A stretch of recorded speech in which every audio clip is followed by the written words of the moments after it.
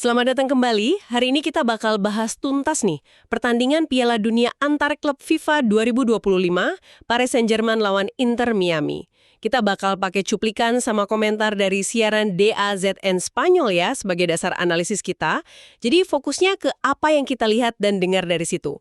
Misinya yaitu kita mau bongkar momen-momen penting, lihat kenapa sih PSG bisa dominan banget apalagi di babak pertama.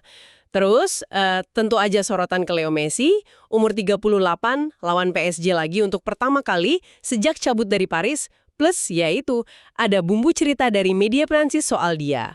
Oke, langsung aja ke lapangan. Dari awal kelihatan banget ya beda ritmenya. PSG tuh langsung tancap gas. Mainnya cepet, vertikal, intensitas tinggi. Inter Miami kayaknya lebih pelan-pelan bangun serangan gitu. Gimana tuh susunan pemain PSG yang diturunin? Nyerang banget. Di bawah Mistar ada Donnarumma. Terus belakangnya Hakimi, Marquinhos, Paquetá, sama Nuno Mendes. Tengahnya ada trio Fabian Ruiz, Vitinha, sama Joao Neves.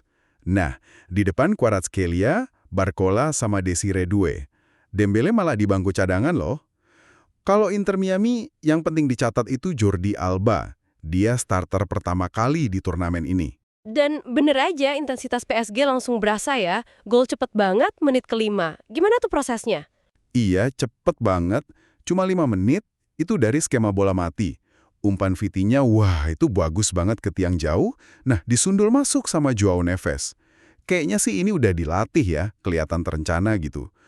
Ada detail menarik juga, posisi Luis Suarez dekat gawang, itu mungkin bikin Neves jadi onside pas nyundul. 5 menit langsung dari bola mati, efektif banget ya.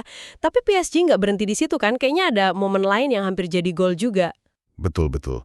Nggak lama setelah itu, gol Fabian dianulir, tipis sih offside-nya. Terus ada tendangan melengkung Kvaratskhelia, itu bahaya juga. Sama satu peluang lagi buat Fabian, itu gara-gara Inter Miami salah umpan di belakang. Jadi tekanannya tuh bener-bener bikin pertahanan Miami, ya ampun, kelabakan. Tekanan terus-menerus ini akhirnya jadi gol lagi ya sebelum jeda. Tepat sekali. Gol kedua PSG itu sebelum istirahat, dan lagi-lagi Joao Neves yang bikin. Nah ini contoh bagus banget gimana pressing tinggi PSG itu spesifik nyerang titik lemah build-up Inter Miami. Di kasus ini, Busquets yang kehilangan bola pas di press. Fabian cepat banget, langsung kasih assist. Jadi bukan cuma salah biasa, tapi kesalahan yang dipaksa sama sistem pressing PSG. 2 gol dari Neves, terus pressing yang bikin lawan salah. Babak pertama bener-bener mimpi buruk ya buat Miami. Dan masih ada gol lagi kan? Iya, makin parah buat Inter Miami. Gol ketiga itu malah gol bunuh diri. Thomas Aviles, dia salah antisipasi umpan silang dari Desire Doué. Fabian sih ada di dekat situ, tapi dari gerakannya kelihatan emang bunuh diri. Wah, itu pukulan telak banget ya sesaat sebelum turun minum. Udah 3, dan kayaknya belum cukup ya, ada gol keempat lagi. Nah, pesta gol babak pertama PSG ditutup sama Achraf Hakimi.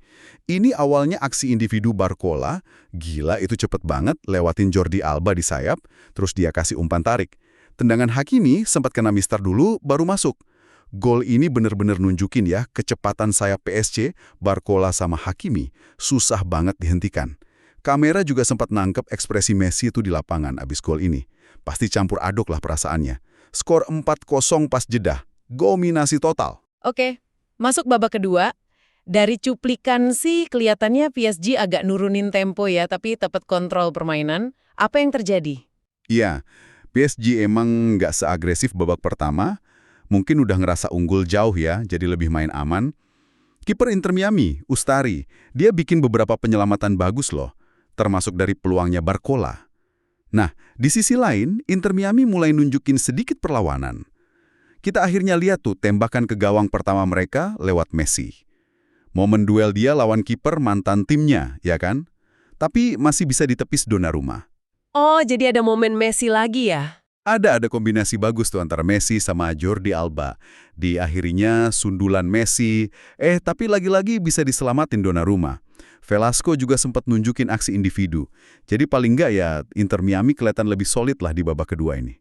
Mungkin karena mereka ubah taktik pertahan atau ya PSG-nya juga udah nggak ngegas. Minimal pendarahan golnya berhenti. Mereka nunjukin sedikit perlawanan lah. Oh ya ada momen Luis Suarez juga tuh. Kelihatan frustrasi banget sampai dapat kartu kuning gara-gara protes. Jadi kalau ditarik kesimpulan, ya jelas banget PSG superior ya, terutama di babak pertama itu. Cepet, pressing tinggi, penyelesaian akhir juga bagus, mau dari bola mati atau permainan terbuka. Inter Miami kayaknya kewalahan ngimbangin dan bikin kesalahan fatal yang langsung dihukum. Skor akhir 4-0. Betul. Tapi ada satu hal lagi nih yang menarik buat Anda pikirin. Di luar soal taktik sama skor telak ini ya, pertandingan ini kan bukan cuma soal siapa yang mainnya lebih bagus secara teknis aja. Coba deh bayangin posisi Messi. Umur udah 38, balik ke Paris, lawan klub di mana dia dulu katanya nggak bahagia, terus ditambah sorotan media segala macam sebelumnya. Nah, seberapa besar sih faktor psikologis kayak gini, meskipun ya susah ngukurnya, ikut ngaruh ke dinamika pertandingan, di luar perbedaan kualitas tim yang emang kelihatan banget ya? Itu pertanyaan menarik sih di balik angka 4-0 itu. Oke, menarik banget poinnya. Terima kasih udah nyimak pembahasan kita kali ini yang kita ambil dari cuplikan siaran de AZN Spanyol ya. Sampai ketemu lagi.